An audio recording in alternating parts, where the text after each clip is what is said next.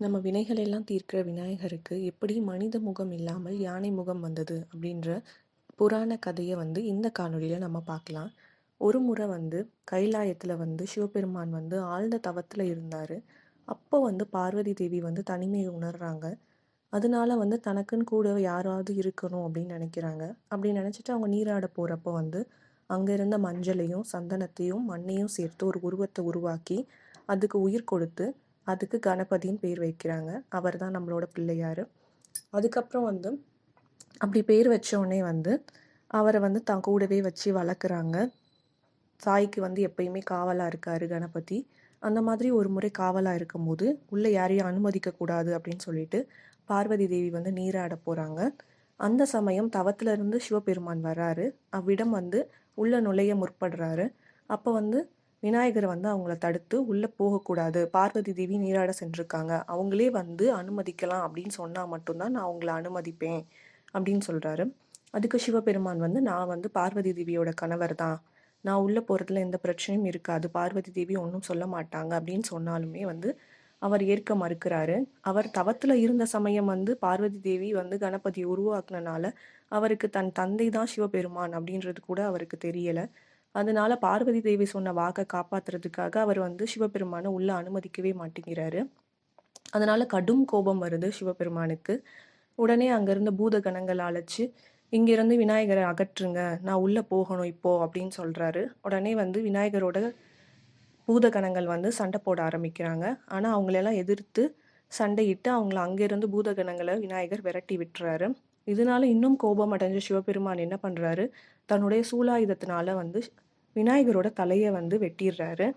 அப்போ அங்கே வந்த பார்வதி தேவி இங்கே நடந்த சம்பவங்கள் எல்லாம் அறிஞ்சு துடிச்சிடுறாங்க, துடிச்சு போயிடுறாங்க, அழுக ஆரம்பிக்கிறாங்க. நான் உருவாக்குன குழந்தை, நான் அன்பாக வளர்த்துட்டு இருந்த குழந்தைய நீங்கள் இப்படி பண்ணிட்டீங்களே, எனக்கு இப்போ இந்த குழந்தைய நீங்கள் உயிர்ப்பிச்சு தரணும் அப்படின்னு சொல்கிறாங்க. அவங்க கோபம் எல்லை மீறி காளியாக உருவெடுத்து இந்த உலகத்தையே அழிக்க துணிகிறாங்க. அப்போ சிவபெருமான் காளி உருவில் இருந்த பார்வதி தேவியை சமாதானப்படுத்தி, நீங்கள் கோவப்படாத, நான் இந்த குழந்தைக்கு உயிர் கொடுக்குறேன் அப்படின்னு சொல்லிட்டு அங்கிருந்த பூதகணங்களை எல்லாம் அழைச்சு நீங்கள் பூலோகம் சென்று அங்கே வடதிசையில் எந்த உயிரினம் முதல்ல பார்க்குறீங்களோ, வடதிசையில் படுத்துட்டு இருக்கிற உயிரினத்தை எந்த உயிரினத்தை முதல்ல பார்க்குறீங்களோ அதோட தலையை கொண்டு வாங்க அப்படின்னு சொன்னோடனே பூதகணங்களும் அவ்வாறே போகிறாங்க. போனால் யானை தான் முதல்ல பார்க்குற மிருகம். அவங்க வடதிசையில் யானை படுத்துட்ருக்கு. உடனே யானையோட தலையை கொண்டு பிள்ளையாரோட உடலோட பொருத்துறாங்க. பொருத்தி சிவபெருமான் விநாயகருக்கு உயிர் கொடுக்குறாரு. அப்போது பார்வதி கிட்ட விளக்குறாரு. கஜமுகாசுரன் அப்படின்ற அசுரனை அழிப்பதற்காகவே விநாயகருக்கு இந்த யானை முகம் கிடைச்சிருக்கிறதாகவும், விநாயகர் தான் இன்னும் கொஞ்ச நாளில் கஜமுகாசுரனை அழிக்க போவதாகவும், அதோட இன்னையில இருந்து வினைகள் தீர்ப்பவராகவும், எந்த ஒரு செயலை தொடங்குறதுக்கு முன்னாடி விநாயகரை வழிபடுவாங்கன்னு அப்படின்ற பல வரங்களை விநாயகருக்கு சிவபெருமான் அளிக்கிறாரு. சிவபெருமான் மட்டும் அல்லாமல் விஷ்ணுவும் பிரம்மா போன்ற பிற கடவுள்களும் அவருக்கு பல்வேறு வரங்களையும் பட்டங்களையும் அளிக்கிறாங்க. இதில் இன்னைக்கு இந்த கதையிலேருந்து நமக்கு எப்படி விநாயகருக்கு யானை முகம் கிடைச்சிச்சு அப்படின்றது தெளிவாக தெரிஞ்சிருக்கும். இந்த காணொளி உங்களுக்கு பிடிச்சிருந்துச்சுன்னா இந்த சேனலை சப்ஸ்கிரைப் பண்ண மறக்காதீங்க.